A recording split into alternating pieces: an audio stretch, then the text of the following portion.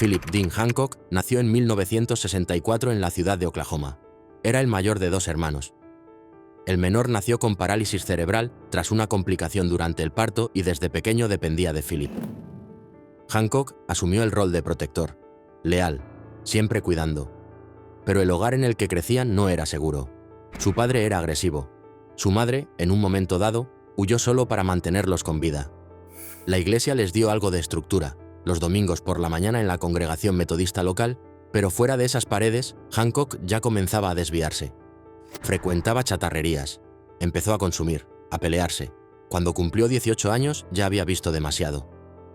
Entonces luego el 26 de mayo de 1982, un hombre llamado Charles Lester Warren, un enfrentamiento. Hancock dijo que Warren lo amenazó, que lo golpeó. Hancock tenía miedo y tenía un arma. Bastó jalar el gatillo una vez. Warren no sobrevivió. Hancock enfrentó cargos serios. Afirmó que actuó en defensa propia. El jurado concluyó que no fue premeditado. Lo declararon culpable de un cargo menor. Recibió la pena mínima, 4 años. Salió en libertad condicional en menos de 3. Ese caso marcó un patrón. Hancock diría lo mismo más adelante, que solo se estaba defendiendo. Algunos se preguntaban si su difícil infancia no debía haber activado apoyo antes de que las cosas escalaran.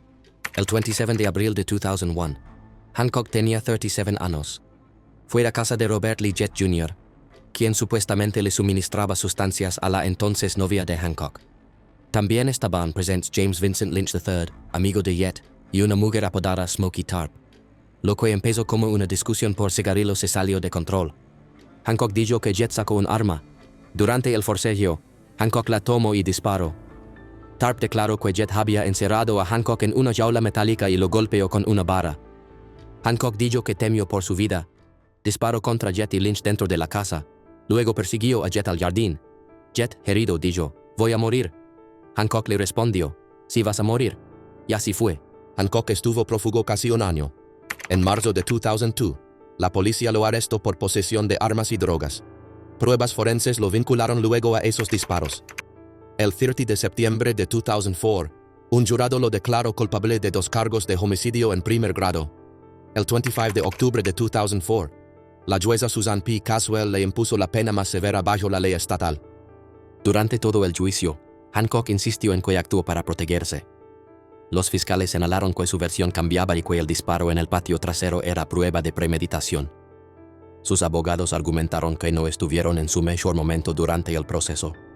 Admitieron que también lidiaban con problemas de adicción y pasaron por alto pruebas clave. En un último intento por obtener clemencia, el 8 de noviembre de 2023, Hancock repitió que Jett y Lynch lo habían atrapado y golpeado con una vara. Suplicó por su vida. 3 legisladores hablaron en su favor, diciendo que cualquier persona en su situación habría luchado por sobrevivir. La Junta de Indultos y Libertad Condicional votó. 3 actuó a favor de conmutarle la pena. Pero el gobernador Kevin Stitt esperó hasta el último momento y se negó a cambiar la sentencia, incluso después de que el plazo expirara. El 30 de noviembre de 2023, Hancock fue ejecutado en la prisión estatal de McAlester. Según informes, se mantuvo tranquilo hasta el final. Cuando se abrieron las cortinas, bromeó diciendo, «¿Dónde están mis enemigos?». Su última petición fue simple, un balde de pollo frito, solo carne oscura, y una cerveza de raíz. Al acostarse, agradeció a su equipo legal. Dijo, «Gracias por su apoyo. Ustedes fueron más allá de lo esperado». Mantuvo su versión de que actuó en defensa propia.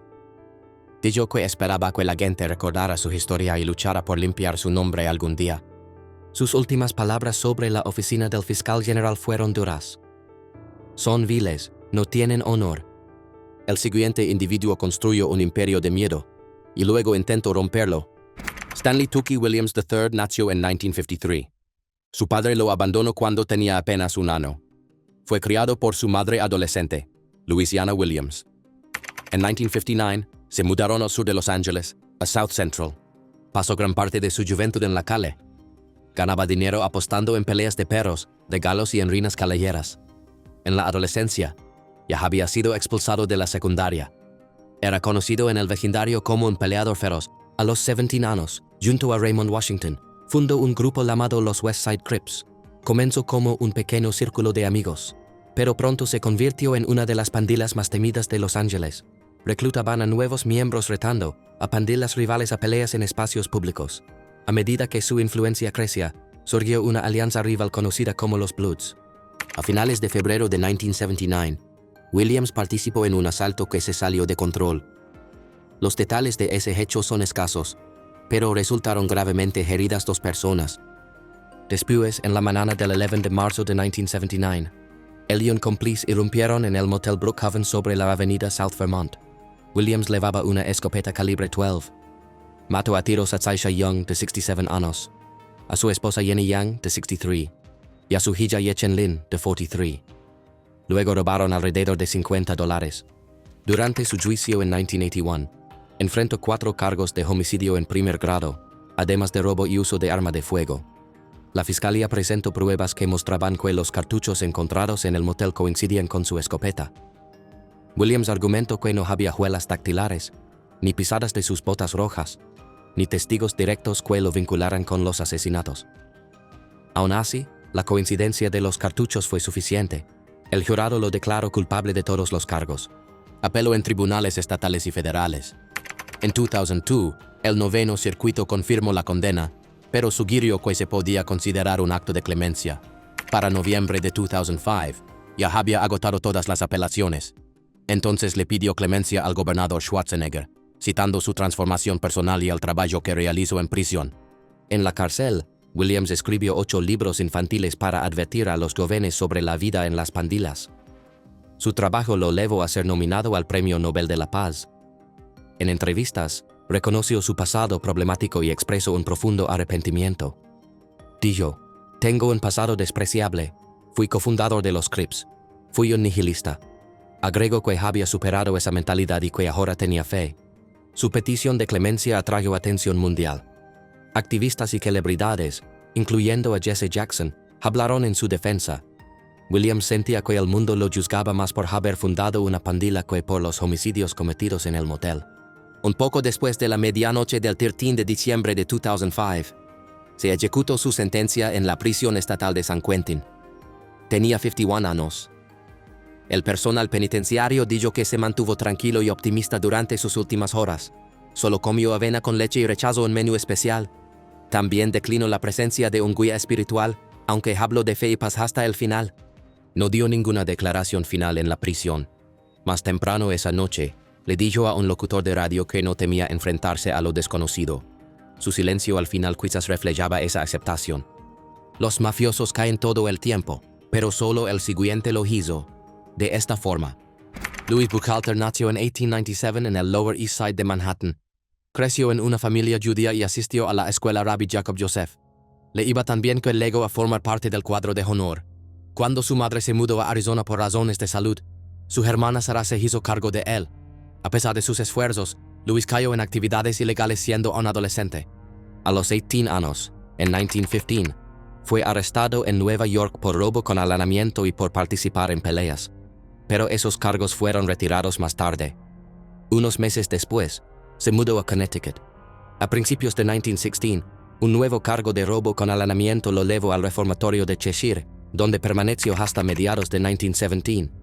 Ese mismo año, de regreso en Nueva York, fue enviado a la prisión de Sing Sing por haber robado grandes sumas de dinero. Tras cumplir 18 meses, fue trasladado a la prisión de Auburn. Salió en enero de 1919, pero volvió a Sing Sing en 1920, esta vez por intentar otro robo. Permaneció allí hasta marzo de 1922. Una vez en libertad, se unió a una red criminal que extorsionaba sindicatos y manejaba negocios ilegales. Formó una sociedad con Jacob Gura Shapiro. Juntos desviaron millones de dólares de los sindicatos de la confección, transporte y productos agrícolas en Nueva York. Lo hacían ofreciendo protección, rompiendo huelgas y recibiendo sobornos. En 1931, Buchalter, Meyer Lansky y Charles Lucky Luciano crearon lo que llamaron Murder Inc. Asesinatos A. Este grupo se encargaba de hacer cumplir las órdenes del bajo mundo organizado. La mayoría de sus miembros eran judíos y operaban desde Brooklyn. Fue el propio Buchalter quien dio la orden en octubre de 1936 de eliminar a Joseph Rosen, un sindicalista que había desafiado a los jefes. Esa decisión le costaría muy caro más adelante. Agentes federales lo acusaron de tráfico ilegal de sustancias y de obstrucción a la justicia. Recibió una condena de 14 años en la prisión de Leavenworth. En abril de 1940, se le impuso otra condena por extorsión sindical. Poco después, fue formalmente acusado por el caso Rosen. Los cargos se apoyaron en los testimonios de Abe Reles y Albert TikTok Tannenbaum. El 9 de mayo de 1941, fue juzgado en Brooklyn. Testigos afirmaron que él había ordenado la muerte de Rosen. El jurado deliberó durante meses y finalmente, en la madrugada del 30 de noviembre de 1941, lo declaró culpable de homicidio en primer grado. El 2 de diciembre de 1941, él y dos de sus socios, Emmanuel Mendy Weiss y Louis Capone, fueron condenados a la pena máxima. Apeló su sentencia, pero en octubre de 1942, el Tribunal de Apelaciones del Estado de Nueva York la confirmó por una votación de 4-3. Luchó por permanecer bajo custodia federal con la esperanza de retrasar la ejecución. En enero de 1944, sus esfuerzos terminaron. En marzo de ese año, se emitieron las órdenes finales para Capone, Weiss y Buchalter. Circulaban rumores de que Buchalter había ofrecido dar nombres de figuras públicas importantes a cambio de clemencia. Afirmó que podía identificar a un alto funcionario, a un líder sindical vinculado al caso Rosen y a un familiar bien conectado que hacía de intermediario con el crimen organizado. Poco después de la medianoche del 4 de marzo de 1944, los tres compartieron su última cena: pollo asado, papas fritas delgadas y ensalada. Más temprano ese día, y también el 2 de marzo, almorzaron filete con papas. Cuando llegó la hora, Buchalter vestía sus propios pantalones grises, camisa blanca, calcetines grises y pantuflas color beige. Los pantalones fueron abiertos a la altura de la rodilla para el procedimiento. No rezó ni pronunció palabras. 36 testigos lo vieron enfrentar la silla eléctrica a las 11:16 p.m. Hasta el día de hoy, es el único jefe mafioso en la historia de Estados Unidos que ha sido ejecutado de esa forma. No dejó palabras finales. No mostró arrepentimiento. En algún momento, fuera del proceso judicial, dijo que nunca ofreció información a cambio de un cambio en su sentencia, aunque esa versión varía según la fuente. El siguiente hombre tenía un café en Brooklyn, pero lo que se cocinaba adentro lo cambió todo.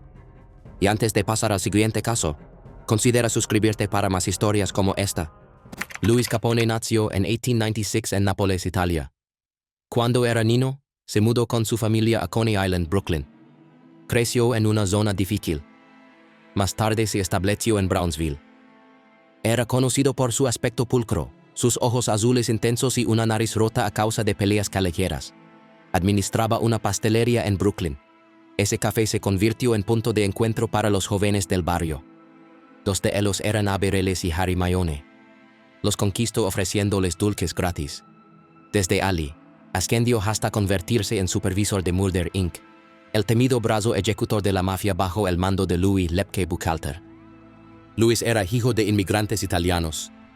Creció en una familia muy unida en Brooklyn. Se sabe poco sobre sus padres o hermanos. Más adelante, se casó con Sophie y tuvieron 3 hijos. Tras su muerte, Sophie quedó sola para criarlos. Capone mantenía su vida personal en privado, pero en público era conocido por actos brutales. Capone se involucró por primera vez en el mundo del crimen a través de redes de usura y extorsión sindical. Tenía vínculos con la Purple Gang de Detroit. Participó en préstamos ilegales y en esquemas dentro de los sindicatos. También trabajó con el mafioso Joe Adonis. Su verdadero ascenso llegó tras el final de la guerra castellamarese en 1931, con el apoyo de Albert Anastasia y Lepke. Capone comenzó a organizar ejecuciones. Elegía los objetivos, identificaba ubicaciones, planeaba todos los detalles, dirigía escuadrones compuestos por criminales judíos e italianos, incluidos Reles y Mayone. En 1936, Capone organizó el asesinato de Joseph Rosen. Rosen tenía una tienda de golosinas. Sus vínculos amenazaban los intereses de Buchalter. Capone organizó el transporte y los puntos de encuentro. Los 3 que ejecutaron el acto dispararon a Rosen 17 veces dentro de su tienda en Brooklyn. Luego, en 1939, confundió a otro objetivo. Identificó por error al ejecutivo editorial Irving Penn en lugar de Philip Orlovsky.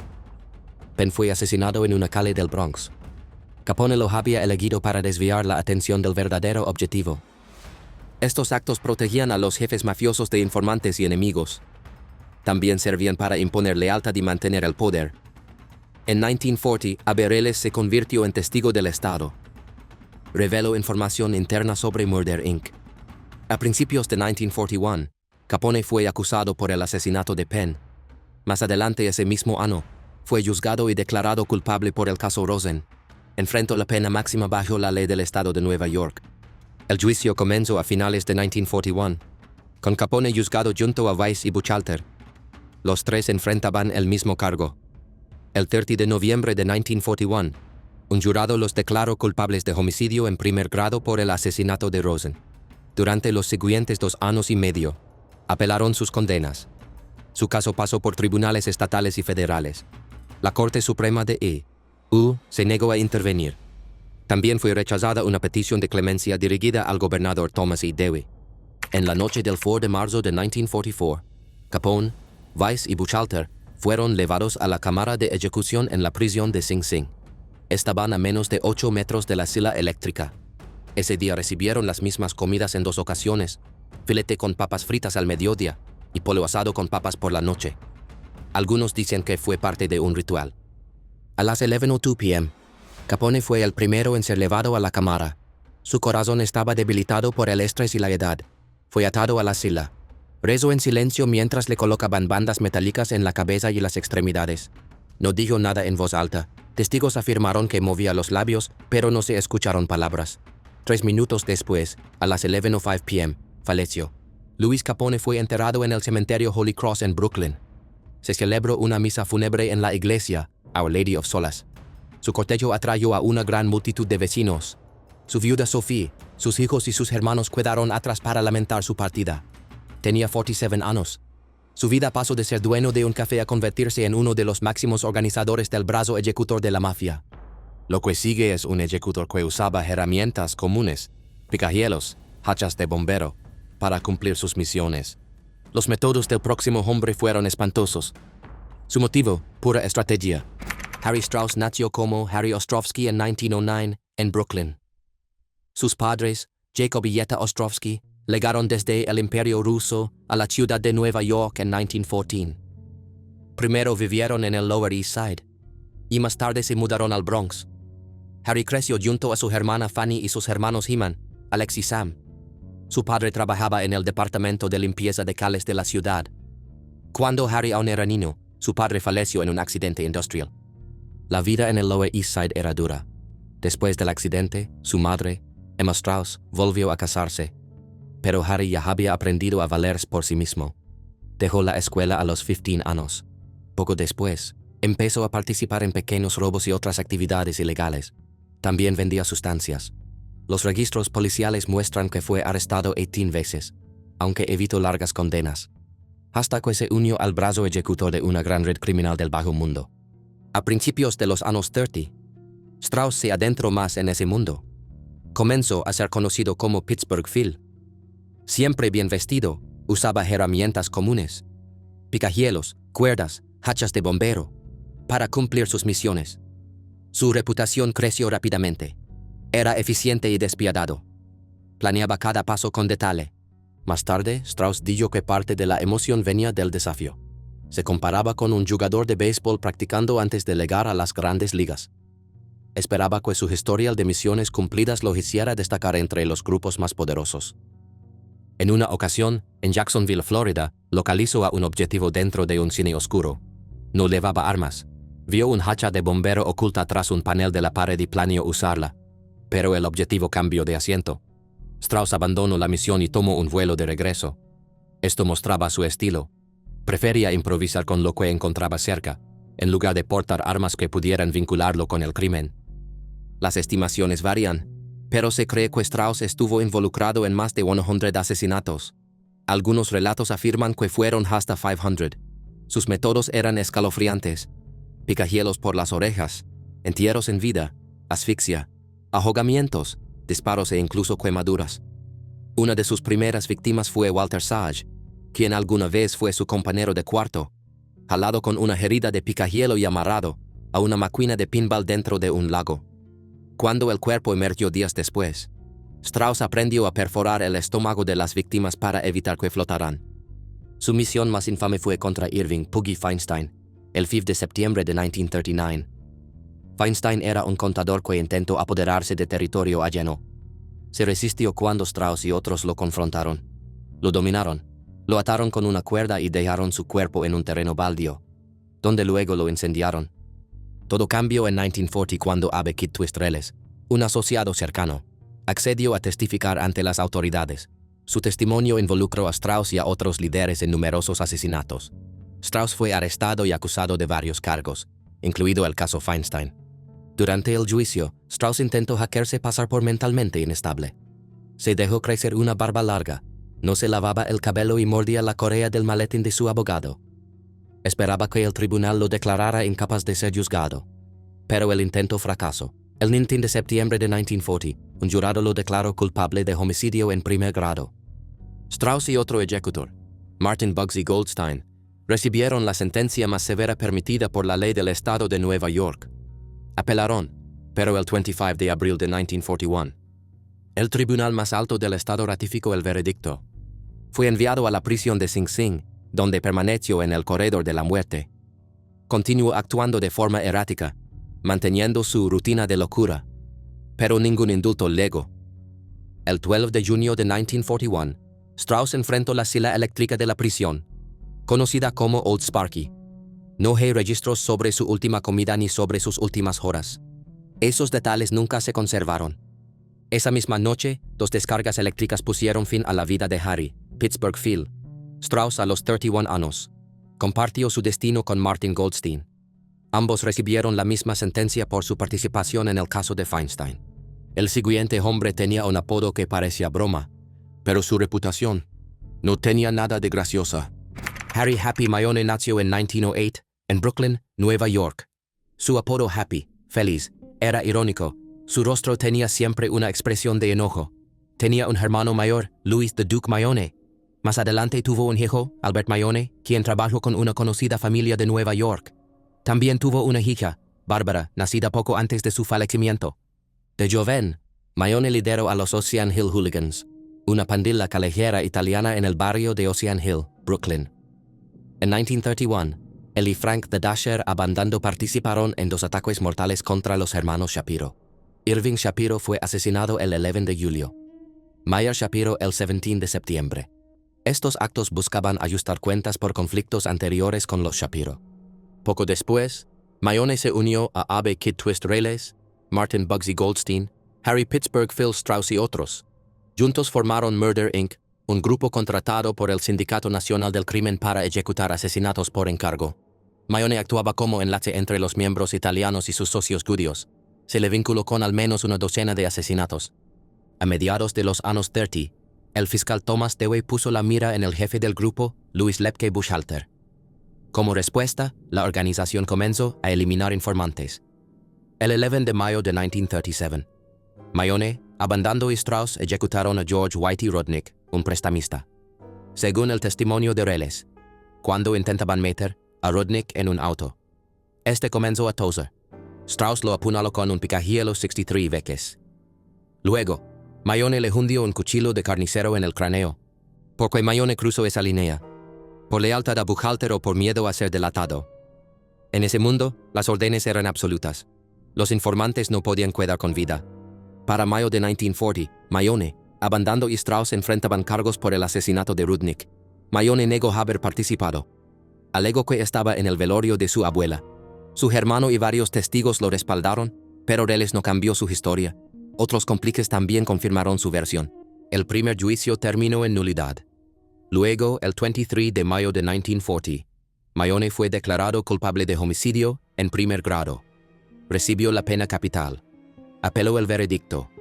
En diciembre de 1940, el Tribunal de Apelaciones del Estado de Nueva York anuló la sentencia con una votación de 4-3. Un segundo juicio comenzó el 10 de marzo de 1941. El 20 de marzo, Mayone perdió el control y arrojó un vaso de agua a Reles durante su testimonio. El estallido sorprendió a toda la sala. El 3 de abril de 1941, fue jalado culpable nuevamente. El 14 de abril recibió otra vez la pena capital.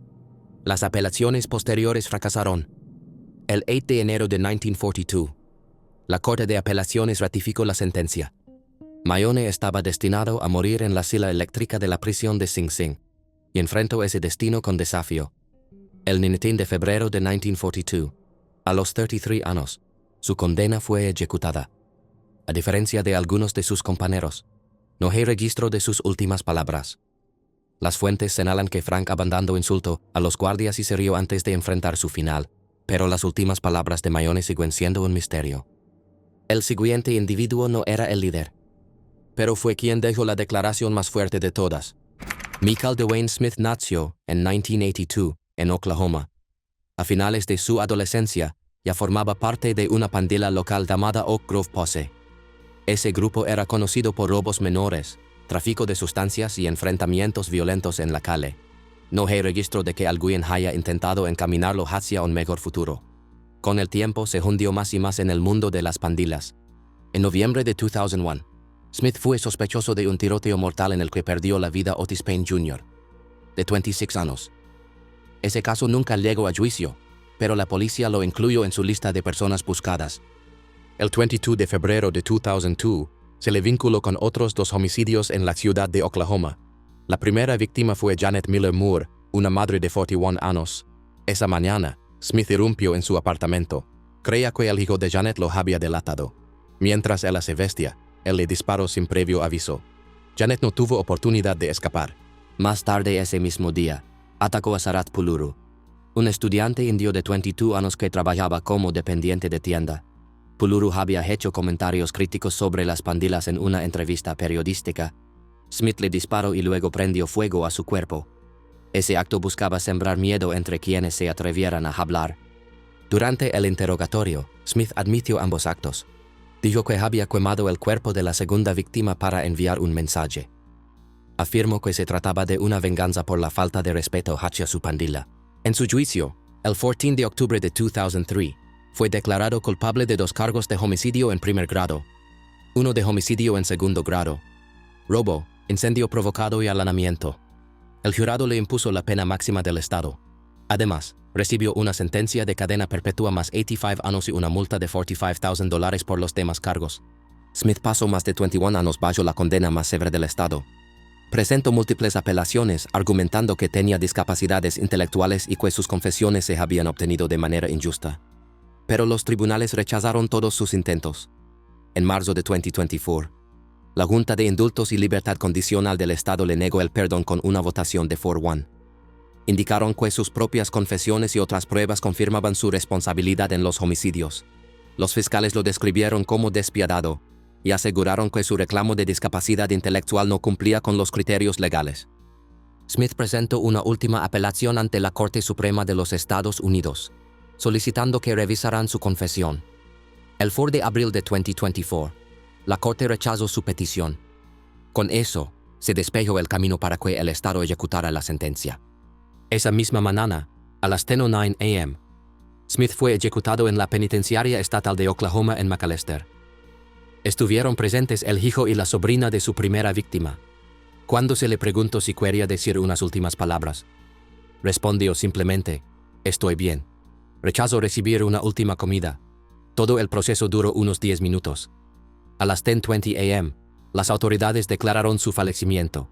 Su consejero espiritual estuvo a su lado hasta el final y luego compartió que Smith susurró palabras privadas de amor para su familia. A continuación, un joven de 19 años, miembro de una pandilla, desesperado por demostrar su valor. Christopher Andre Villalba nació en 1980 en Killeen, Texas. Su madre blanca prestó servicio en la Fuerza Aérea. Su padre, afroamericano, era un soldado originario de Trinidad que más adelante enfrentó un juicio militar. El matrimonio terminó en divorcio y Villalba creció con su madre. La familia de ella rompió todo vínculo por haberse casado con un hombre de otra raza. Villalba creció sintiéndose solo. Las parejas posteriores de su madre la trataron mal.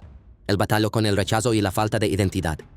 En la escuela era visto como un alumno problemático, pero amigos y maestros aseguraban que no era agresivo. A los 19 años, se unió a una pandilla local llamada 212 Piru Bloods. El 21 de junio de 1999, Villalba y otros 4 adolescentes planearon robar a una pareja visitante de Iowa, Todd, de 26 años, y Stacy, de 28. Entre los cómplices había 2 jóvenes de 17 años, uno de 16 y otro de 15. Se acercaron a la pareja en una gasolinera de Fort Hood fingiendo que necesitaban transporte. Luego los amenazaron con un arma y los obligaron a meterse en la cajuela del auto. Condujeron durante horas, usaron la tarjeta de Stacy para sacar dinero, robaron joyas e incluso compraron comida rápida y cigarrillos. Todd y Stacy, encerrados en el maletero, suplicaban por sus vidas. Rezaron y cantaron Cristo me ama. Villalba, deseando ganar respeto dentro de la pandilla, roció líquido inflamable dentro de la cajuela. Luego la abrió y les disparó en la cabeza a ambos. Todd murió en el acto. Stacy perdió la vida debido al humo cuando el auto fue incendiado por su compañero. Los cuerpos fueron encontrados después en una zona remota. El vehículo había sido completamente calcinado. Los informes médicos confirmaron que Todd falleció por las heridas de bala. En el caso de Stacy, la inhalación de humo fue la causa principal, aunque las lesiones de bala agravaron su condición. Villalba colaboró con Brandon Bernard en este crimen. Bernard fue quien encendió el fuego. Los otros 3 adolescentes hicieron acuerdos con la fiscalía y testificaron contra Villalba para recibir sentencias más cortas. El joven de 15 años que proporcionó el arma fue condenado a 5 años de prisión. En junio del 2000, Villalba fue juzgado en un tribunal federal en Texas. El jurado lo declaró culpable, junto con Bernard, de homicidio en primer grado tras un secuestro vehicular. Ambos recibieron la pena máxima permitida por la ley federal. Entre 2002 y 2018, Villalba apeló sin éxito. Una suspensión nacional de las ejecuciones federales retrasó el proceso durante años. En 2020, la Corte Suprema rechazó aplazar el procedimiento que lo llevaría a la muerte. Su abogado argumentó que el hecho de que el jurado fuera completamente blanco influyó injustamente debido a su asociación con pandillas. Villalba pasó 20 años en la unidad de máxima seguridad del complejo penitenciario federal USP Terre Haute. Escribió cartas a otros reclusos notorios como Timothy McVeigh, Lesmond Mitchell y Keith Nelson. Durante su encarcelamiento, se convirtió al judaísmo mesiánico. Poco antes de su ejecución, grabó un mensaje en video. Expresó profundo arrepentimiento por haber quitado 2 vidas inocentes.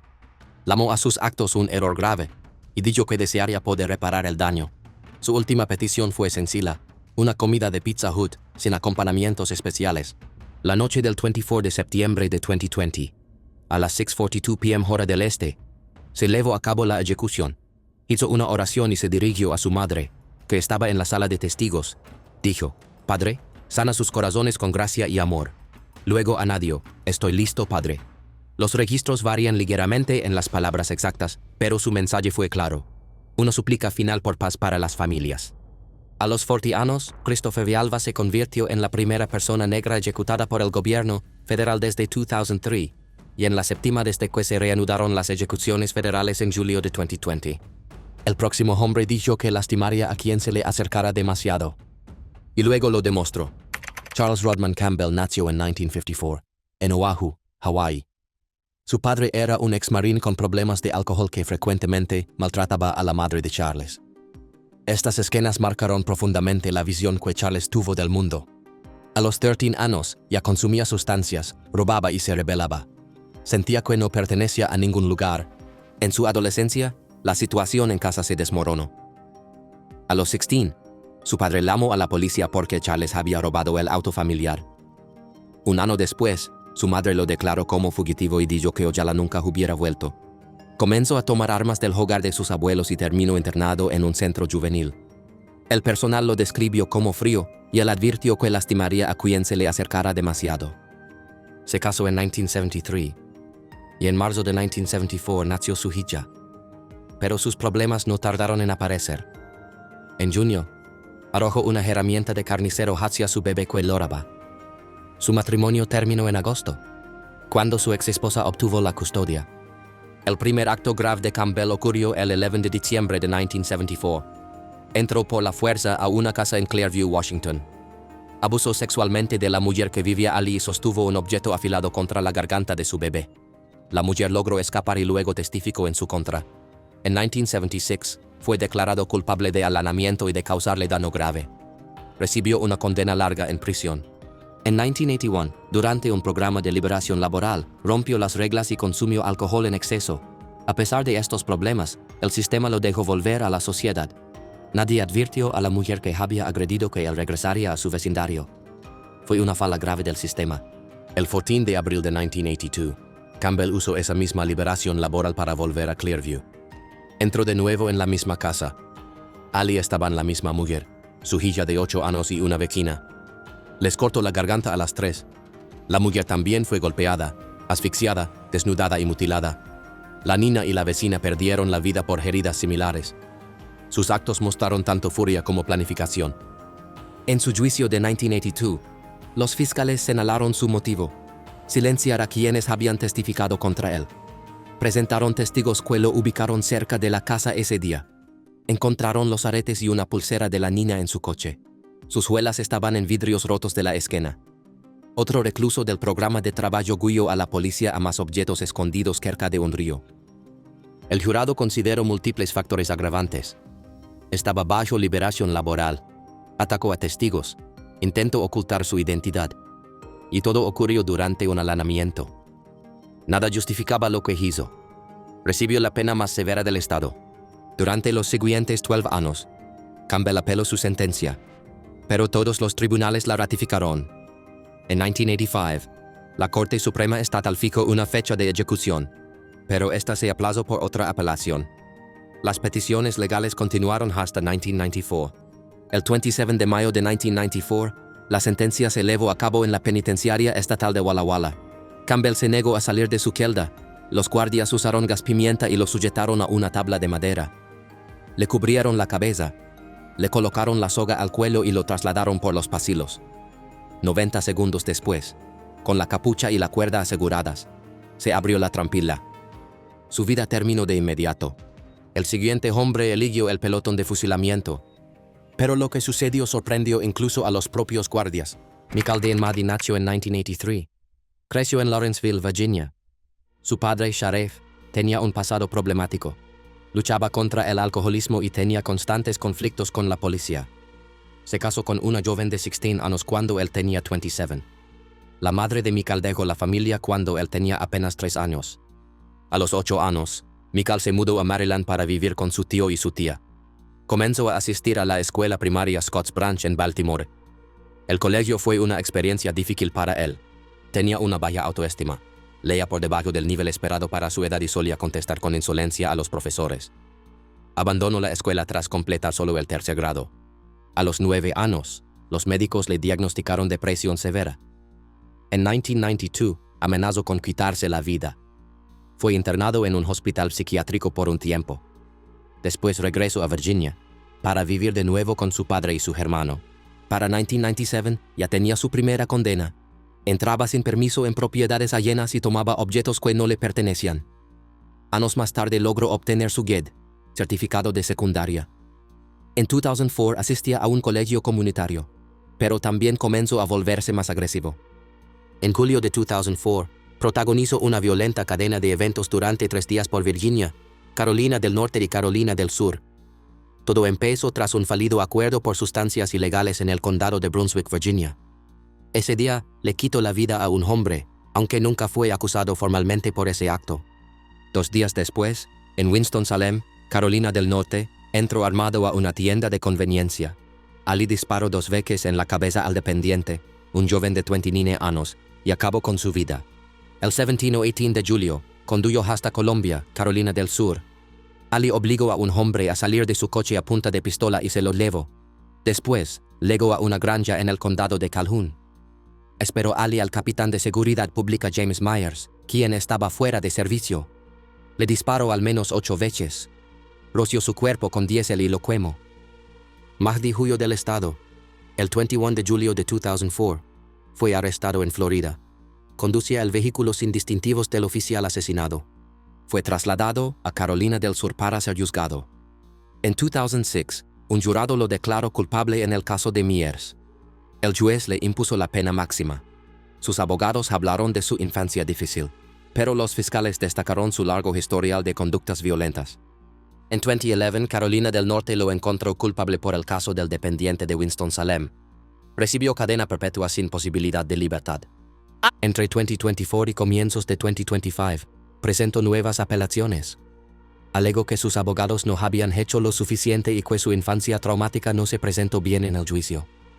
El 7 de abril de 2025, la Corte Suprema de Carolina del Sur rechazó su petición.